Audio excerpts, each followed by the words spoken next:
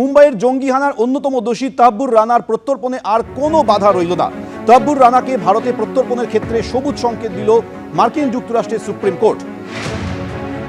এই মামলায় তাব্বুর রানার পুনর্বিবেচনার আর্জিও খারিজ করে দেওয়া হয়েছে। 2008-এ মুম্বাইয়ে জঙ্গি হামলায় দোষী সাব্যস্ত রানার প্রত্যর্পণ অনেক দিন ধরেই চাইছিল ভারত। এবার তাব্বুর রানাকে ভারতে নিয়ে আসা হবে। রানাকে হাতে পাওয়া ভারতের বড় জয় বলে মনে করছেন কূটনৈতিক বিশেষজ্ঞরা।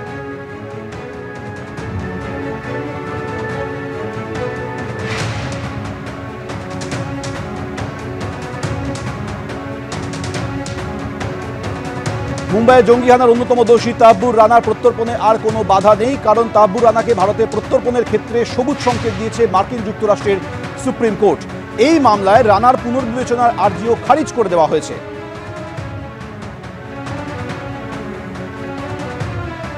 ব্রিগেডিয়ার দেবাশিস দাস এই মুহূর্তে আমাদের সঙ্গে রয়েছেন। ব্রিগেডিয়ার দাস, 2008-এর ভয়াবহ মুম্বাইয়ে জঙ্গি হামলা, তারপর 16 বছর কেটে গিয়েছে। 16 বছর পর অবশেষে তাব্বুর রানাকে ভারত হাতে পেতে চলেছে।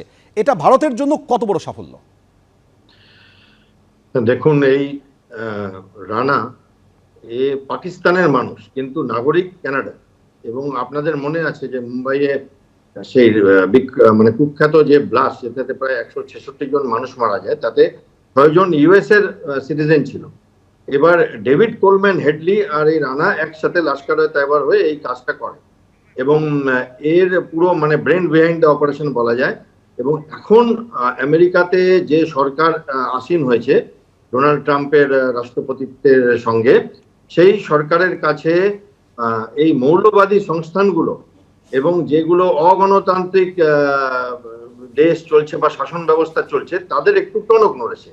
কারণ মোটামুটি যে ডিসিশন গুলো আসবে এখন এদের সরকারের এক্সিকিউটিভ সাইড থেকে বা এদের কোর্ট বা জুডিশিয়ারি সাইড থেকে, সেগুলো এই সমাজ ব্যবস্থা বা এই ধর্মীয় বা পাগলামি বা এই জিহাদ, যেটা আর কি নাশকতার কেন্দ্রিক জিহাদ, তার বিরুদ্ধে। এবং তার ফলে এটা আমাদের জন্য একটা বড় জয়। এবং এমনি করে আরো অনেক মানুষ আছে, হালে যেমন বাংলাদেশে অনেক বড় বড় টেররিস্টকে জেল থেকে ছেড়ে দেওয়া হয়েছে, যার প্রতিফলন আমরা একটু আগে দেখছিলাম আপনাদের টিভিতে, যে কর্নেল দাসও বলছিলেন যে আগস্ট মাস থেকে এই আজকে ফেব্রুয়ারি মাস, এর মধ্যে এরা কত কিছু করে ফেলেছে। কারণ বড় বড় টেররিস্টকে এরা পদে দিয়ে দিয়েছে এবং তাদেরকে জেল থেকে ছাড়া দিয়েছে। তো এই দেশগুলো, এই শাসন ব্যবস্থাগুলো এবং এই ধর্মীয় উগ্র ধর্মীয় মৌলবাদী সংস্থাগুলোর এখন একটা বিচারের সময় এসছে। এটা সুখবর। এবং আমার মনে হয় পরবর্তীকালে আমরা আরো এরকম অনেক নজির দেখতে পারবো, যেখানে বিশ্বের সব থেকে বড় দেশ আমেরিকা, তারা ভারতের পাশে দাঁড়াবে এই আতঙ্কবাদীদের বিরুদ্ধে লড়াই। ব্রিগেডিয়ার দাস, অনেক ধন্যবাদ আমাদের সঙ্গে কথা বলার জন্য। আইনজীবী উজ্জ্বল নিকম তিনি কি বলেছেন শুনুন।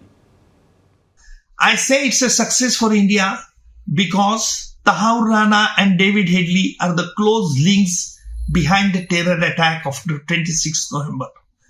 By extraditing Tahabur Rana, India will get also the more information and evidence in respect of the involvement of some of the Pakistani people, including the Pakistan security apparatus.